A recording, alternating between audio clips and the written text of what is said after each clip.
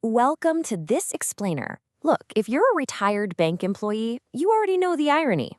Banks can hit you with a late fee or a bounced check penalty in literally seconds, right?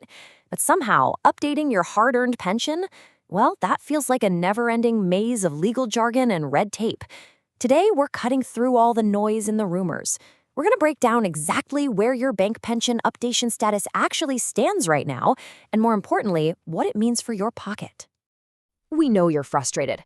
Decades of service, endless memorandums, and just mind-numbing bureaucratic delays. You literally built the foundation of these financial institutions. Now, in your retirement, you just want clarity and fairness on what you're owed. So we're tossing out the speculation. We're going to look strictly at the cold, hard facts of who is actually making the pivotal decisions and when this agonizing wait might finally end. So here's our roadmap for today. We'll be looking at government moves, Supreme Court signals, and ultimately, your wallet. Let's dive right in. First up, behind-the-scenes government moves. We're talking specifically about the Department of Financial Services, or the DFS. Okay, so while we haven't seen a massive, flashy press conference from the finance minister lately, there is actual movement on paper. And hey, in government bureaucracy, paper movement is actual progress. Back in mid-2026, the DFS put out a communication about extending certain benefits to bank pensioners. For the retiree groups watching the situation like a hawk, this was a really positive sign. It basically showed that the heavy gears of government are actually turning in your direction, setting up an administrative framework for future payouts. But you've got to pay attention to the exact language the government chose here. Retiree associations definitely caught this one word, broadly. They noted that benefits are modeled broadly on central government rules. This is a super cautious writer. By not guaranteeing direct one-to-one parity, the ministry is essentially laying down the tracks, but leaving themselves some wiggle room. They're signaling their intent for sure, but they're waiting for the Supreme Court to blow the final whistle before locking themselves into a concrete math formula. Meanwhile, your representatives are definitely not sitting quietly. The All India Bank Retirees Federation, the AIBRF, has been relentlessly knocking on the finance ministry's door. Their core argument is brilliantly simple. They're reminding the government that the Reserve Bank of India, the RBI, has already successfully wrapped up its third pension updation. The AIBRF is saying, look, if the central bank can take care of its retirees, commercial banks have the exact same financial capability and precedent to do it for you. You put in the years, you deserve the exact same post-retirement security, period. All right, moving on to Section 2, the Supreme Court track. This is the legal route, where the final binding formula is gonna be decided. This brings us to a highly anticipated legal battle, the MC Singla case, Civil Appeal Number 7993 of 2023. After a whole bunch of agonizing delays, the Supreme Court bench, previously led by Justices Sanjeev Khanna and Dipankar Datta, sent a massive signal.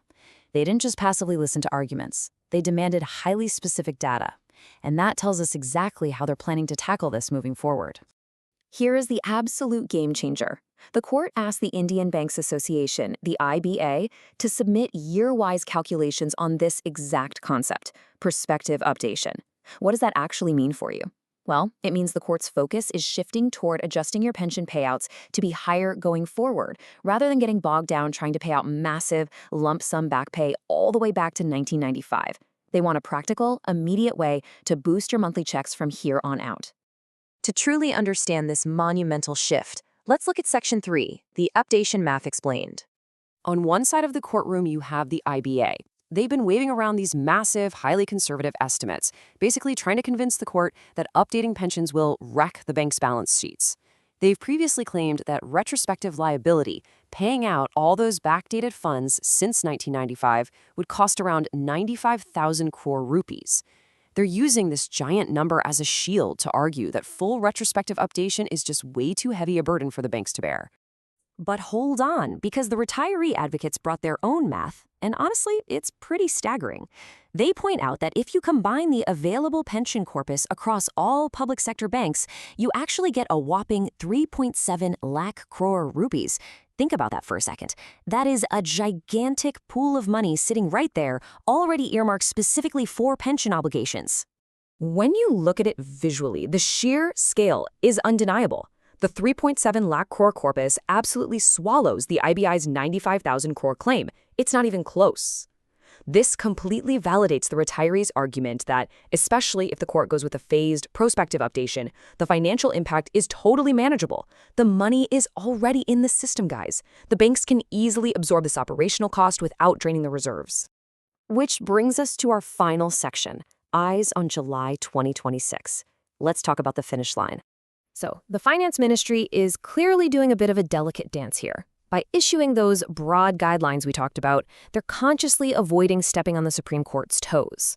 They're essentially getting their administrative engine warmed up and ready to execute whatever formula the court finally validates. Because of this, that tentative Supreme Court listing for July 22, 2026 is the single most critical date to watch. That is the exact moment where the legal and administrative tracks are set to finally collide, giving the legal mandate to release those updated funds. As a retired employee, you've watched the rules change over and over. You've seen that massive pension corpus just sitting there, growing, while you try to manage your daily life on an outdated pension. The administrative groundwork is literally being laid right now, and the Supreme Court is finally demanding the hard math to make this a reality going forward. The funds are there, the groundwork is laid. Will July 2026 finally bring the justice you've spent a lifetime earning? We'll leave you with this. The stage is perfectly set, but that final whistle, well, it's resting entirely in the hands of the highest court. Thanks for joining me for this explainer, and stay tuned as we keep relentlessly tracking the facts that matter to you.